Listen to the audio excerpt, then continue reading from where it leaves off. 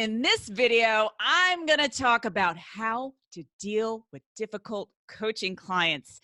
Now, if this video helps you, if you've been searching YouTube or wherever you found this and going, oh my gosh, this is the answer to my prayers, make sure that you give this video a thumbs up. Also, comment below if you want to be entered in my monthly drawing to win one of my books in the digital format, either the La Dolce Vita Formula, A Woman's Guide to Living a Fearless and Fabulous Life, or one of my latest releases, Woman on Fire Entrepreneur. And make sure that you press that bell icon so that you can subscribe to my latest videos. I tend to release every week, but I might be generous and do that more often. So stay tuned. Okay, so let's get right into it. I have been coaching for over 15 years, and I have lots of experience in dealing with difficult coaching clients. Now, as you grow your business, I want you to realize that this is a natural evolution of your business. The bigger you grow, guess what? You're going to have challenges. I have helped clients generate millions in revenue in their business, and I've found that there's always going to be those problem clients. I know it's like you can't escape it. But I want to let you know you are not alone, okay? You're not alone. There's nothing wrong with you, but I want to give you some tips and strategies. So whether you're new to your business or maybe you're seasoned, I know when I was dealing with this, I had my coaches and mentors, and I was in my fear, I was just kind of scared. I was beating myself up. So if you're watching this video right now, you're breaking out the tissues going, why is this happening to me? Take a deep breath, okay? Just relax and know that you are in the right place. So one of the very first things that you want to do, let's just kind of go back. So when you're onboarding new clients, whether it be for a group program or one-to-one, you always want to pre-frame. And what I mean by that is before you get anyone signed on as a client, you want to make sure you tell them the expectations. I have found in working with clients all around the world that also are, taking in their high-end clients, whatever form, is they missed this step, so we make sure that when they start working with me, that they kind of create these expectations, especially if you're working with clients and you're charging a lot of money, maybe charging $10,000 or $20,000 or $30,000 to work with you privately. You definitely want to explain how everything's going to go. Now, I'm gonna do the pre-frame, then I'm gonna get into the meat of dealing with the difficult coaching clients. So write down your expectations, verbalize it. This is what I expect. If you're not reaching out to me, I can't help you.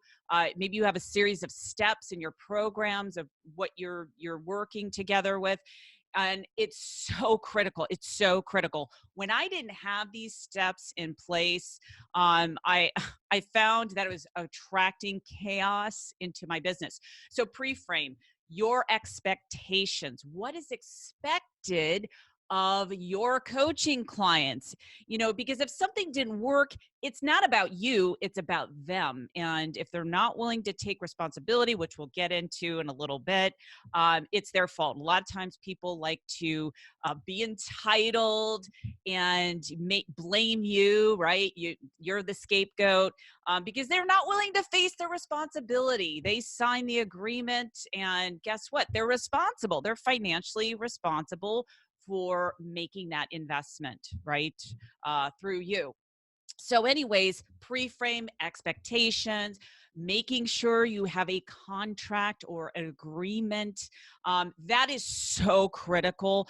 I find if you don't have that in place, you know what's going to happen. If something happens, if that is a difficult coaching client, you have that agreement that you can pull out and you can refer to it. So don't make the mistake of not having a client agreement. So what I recommend is get an attorney to look over your client contracts. I'm not an attorney, so I'm not going to give you any legal advice, but you want to make sure. So pre-frame, have that conversation before you start working with your coaching clients.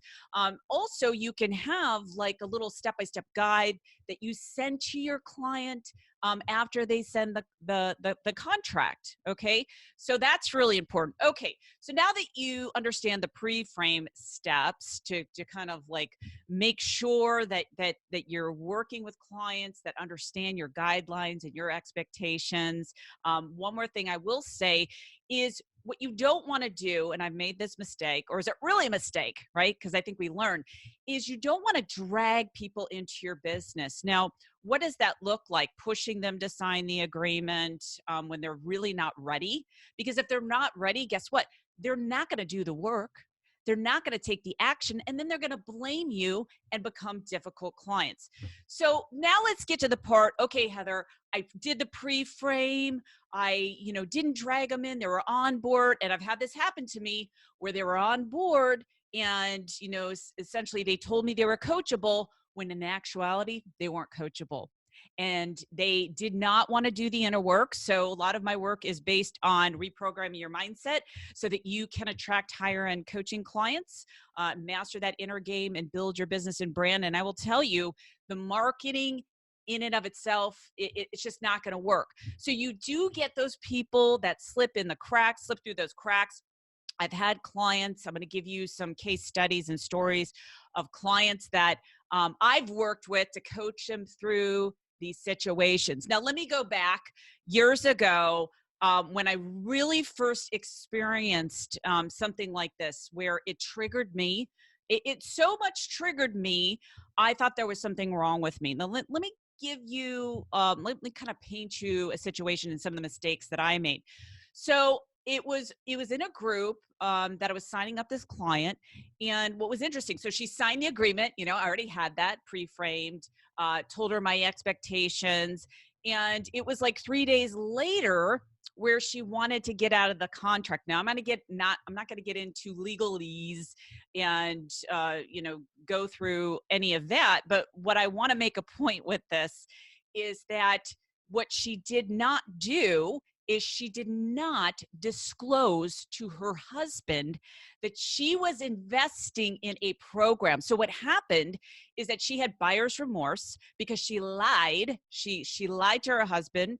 And then I was a scapegoat. So then she made me wrong. It was a big mess. And I really learned in that moment, in those 3 days, that I should have just let her, because we didn't officially start, I should have just let her out of the contract. It turned into a big mess. I was extremely stressed out. It impacted my business financially because I was emotionally impacted. And so rule number one, if before you start out with a client and they want to do that, there are specific laws where I believe it's like 3 days that, it's after those 3 days, if they don't cancel, then you get to keep that deposit, right? And I find, it's weird. This industry is weird because sometimes you'll get these entitled people that don't want to follow your rules. They don't want to follow the law. Could you go after them with attorney? Yeah, you could. But, my question is it really worth doing that? Your emotional, like just body and stress that it puts on you. So if you're faced with that, you have to ask yourself the question in the moment, is it worth it, getting whatever that money they put on that deposit if they haven't even started working with you? So ask yourself, is it really worth it? Okay. Some of my clients have made mistakes before working with me. They had no agreements whatsoever. So they get into the middle of coaching them. And because this client was not a fit, they're, entitled, they're playing the blame game, and then they want out of the contract and they didn't even sign a contract, right? So then they become difficult clients. So that's a problem in and of itself. So the question is, okay, so like, what if you're going through something like that right now?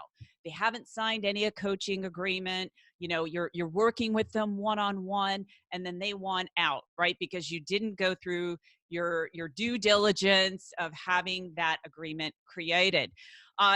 Here's what I recommend.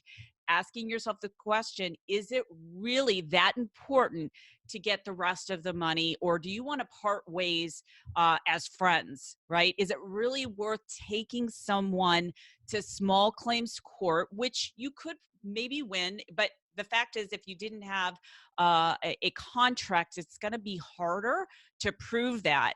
So you have to ask yourself, come on, is it really worth squeezing a couple $1,000s out of someone, whatever that price point is for the contract? Is it really worth it? So what I recommend in dealing with clients is, number one, definitely call them out. If you didn't have agreement, you could say, we did not create an agreement. It was a verbal agreement that you were going to work with me. And clearly it seems like we're not a match. And so I'd rather part ways as friends, and there you go. But I would definitely call them out in a way that is strong, not mean, but strong. Because I find people I find that there's certain personalities when people have unresolved issues, and I have found this across the board in clients I've worked with worldwide. When they're dealing with their clients that are difficult, you know what's happening? They have unresolved internal issues. So they like to play the blame game, because guess what? It's so much easier to blame someone else instead of taking personal responsibility. So realize when someone's trying to strong arm you, you have a difficult client, it is their insecurity. It is their unresolved issues. And guess what? They get to blame you. So I know it feels like crap. It sucks. But guess what? This is the nature of being a visionary leader, an entrepreneur, a coach. And you just have to realize it's part of the reality of the business. But here's the secret. It's how you look at the situation. Look at this as an opportunity. Great. This just means my business is going to grow, and I'm going to refine and tweak my fearless vision with the kinds of clients that I want to attract. So anywhere that you're not clear in your fearless vision for your business, that is exactly where you attract these clients, these difficult clients that are a freaking energy drain. So don't beat yourself up. What you want to do also is to manage your energy. Okay, so let's take a step further. So we talked about, if you didn't have an initial contract, what you need to do, some things to think about, and next step action. So let's talk about if you sign the contract. Okay, you're well into the contract and they're being difficult, they're threatening you. I mean, it's so crazy. Like, when I think about it, over the years, I've had a few clients that have just, told me that they're going to say bad things about me because they didn't want to take personal responsibility. And it's just, I think about it, it's mind blowing. It's mind blowing. But then I have to look at myself. I'm like, okay, how did I attract this person into my business? And I will tell you, those times that I attracted those train wrecks, those difficult clients, I really was in desperation. So when you're in that desperation or need for money, your energy is actually a match to those clients. So now when I'm working with clients, I pre-screen people. I don't want to work with just anyone. I don't want anyone just in my groups. I want the right people that I know have the energy that is so in alignment. So managing your energy is critical. So if let's just say you have something where the client wants to get to the contract, or they're such a mess. Let's just say, number one, they want to get out of the contract. Clearly they've signed the contract. You have a legal binding contract. They are responsible to pay that amount. You could, if you wanted to, take them to small claims court.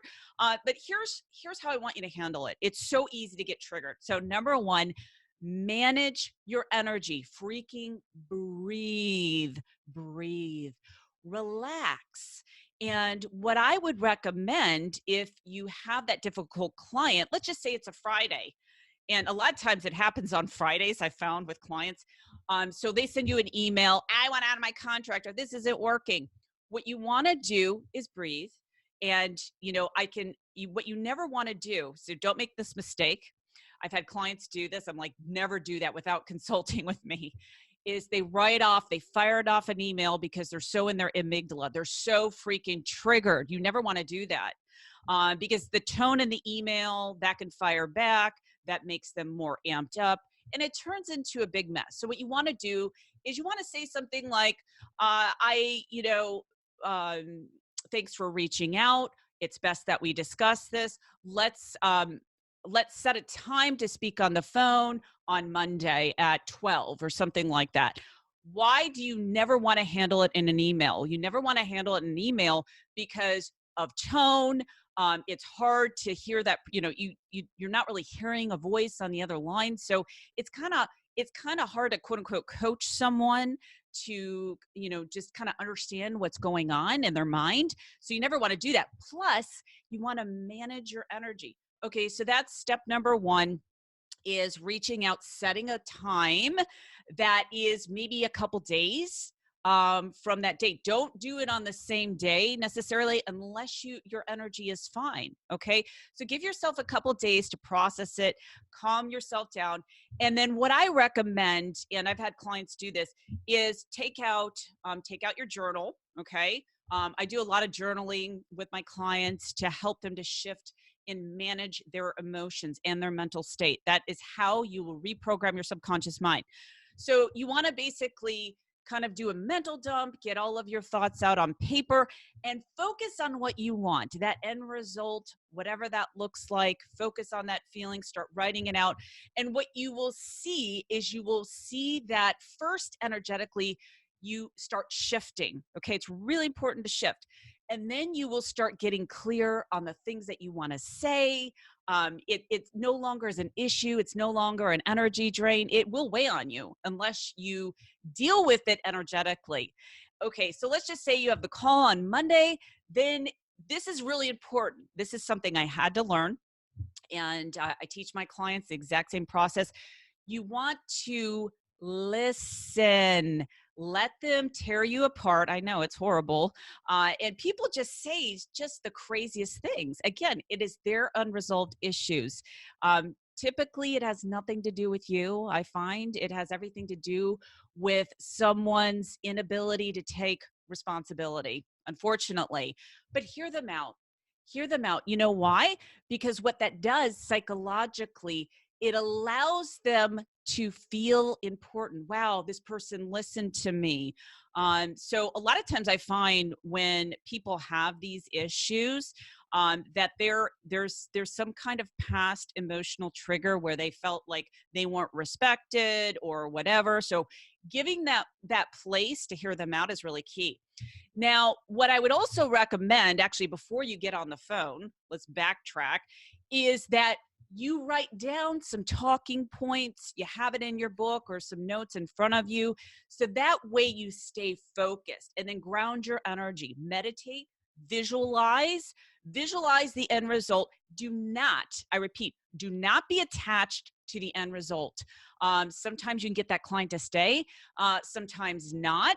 So it just depends, but you cannot be attached to any specific outcome. So let's go back to, once you have heard them, what it's going to do, again, it's going to help them to release. And you can say things like, thank you so much for sharing. You can go back to the vision of what they wanted to create, the expectations, even point out some of the things that they're not doing. Kind of take a temperature of where they're at.